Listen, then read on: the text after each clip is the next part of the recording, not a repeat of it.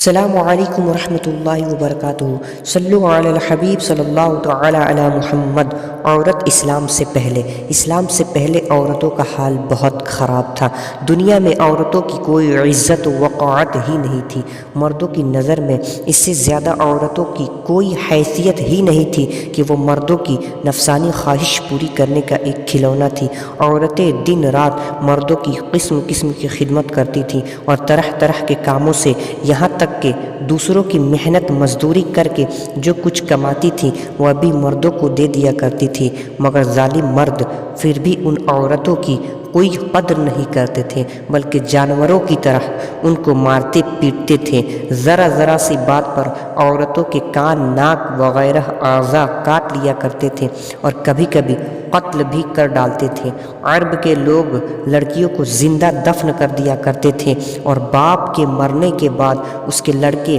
جس طرح باپ کے جائیداد اور سامان کے مالک ہو جایا کرتے تھے، اسی طرح اپنے باپ کی بیویوں کے بھی مالک بن جایا کرتے تھے اور ان عورتوں کو زبردستی لونڈیاں بنا کر رکھ لیا کرتے تھے۔ عورتوں کو ان کے ماں باپ، بھائی بہن یا شوہر کے میراث میں سے کوئی حصہ نہیں ملتا تھا، نہ عورتیں کسی چیز کی مالک ہوا کرتی تھی۔ عرب کے بعض قبیلوں میں ظالمانہ دستور تھا کہ بیوہ ہو جانے کے بعد عورتوں کو گھر سے باہر نکال کر ایک چھوٹے سے تنگ و تاریک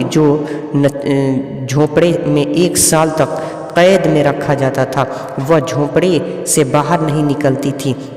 نہ غسل کرتی تھی، نہ کپڑے بدل سکتی تھی۔ کھانا پانی اور اپنی ساری ضرورتیں اسی جھونپڑے میں پوری کرتی تھیں۔ بہت سی عورتیں گھٹ گھٹ کر مر جاتی تھیں اور جو زندہ بچ جاتی تھیں تو 1 سال کے بعد ان کے آنچل میں اونٹ کی میگنیاں ڈال دی جاتی تھی اور ان کو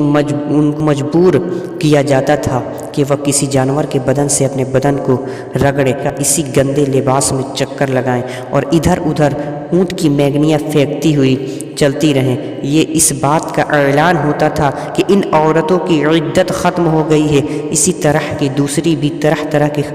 کی خراب اور تکلیف اور رسمیں تھیں۔ عورتوں کے لیے مصیبتوں اور بلاؤں کا پہاڑ بنی ہوئی تھی اور بیچاری مصیبت کے ماری عورتیں گھٹ گھٹ کر اور رو رو کر اپنی زندگی کے دن گزارتی تھیں۔ اور ہندوستان میں تو بیوہ عورتوں کے ساتھ ایسے دردناک ظالمانہ سلوک کیے جاتے تھے کہ جن کو سوچ سوچ کر کلیجہ منہ کو آ جاتا ہے۔ ہندو دھرم میں ہر عورت کے لیے فرض تھا کہ وہ زندگی بھر قسم قسم کی خدمتیں کر کے پتی پوجا، شوہر کی پوجا کرتی رہے اور شوہر کے موت کے بعد اس کی چتا کی آگ کے شعلوں پر زندہ لٹا کر ستی ہو جائے، یعنی شوہر کے لاش کے ساتھ زندہ عورت بھی جل کر راکھ ہو جائے۔ غرض پوری دنیا بے رحم اور ظالم مرد عورت پر ایسے ظلم و ستم کے پہاڑ توڑتے تھے کہ ان ظلموں کے داستان سن کر ایک دردمند انسان کے سینے میں رنج و غم سے دل ٹکڑے ٹکڑے ہو جاتا ہے۔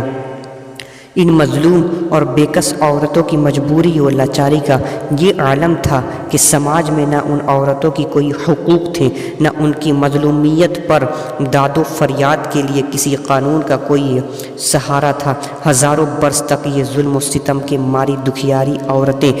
اپنی اسی بے کسی اور لاچاری پر روتی بلبلاتی اور آنسو بہاتی رہیں، مگر دنیا میں کوئی بھی ان عورتوں کے زخموں پر مرہم رکھنے والا اور ان کی مظلومیت کے آنسوؤں کو پوچھنے والا دور دور تک نظر نہیں آتا تھا۔ نہ دنیا میں کوئی بھی ان کے دکھ درد کی فریاد کو سننے والا تھا، نہ کسی کے دل میں ان عورتوں کے لیے بال برابر بھی رحم و کرم کا کوئی جذبہ تھا۔ عورتوں کے اس حال زار پر انسانیت رنج و غم سے بے چین اور بے قرار تھی، مگر اس کے لیے اس کے سوا کوئی چارہ کار نہیں تھا کہ وہ رحمت خداوندی کا انتظار کرے کہ ارحم الراحمین غیب سے کوئی ایسا سامان پیدا فرما دے کہ اچانک ساری دنیا میں ایک انوکھا انقلاب نمودار ہو جائے اور لاچار عورتیں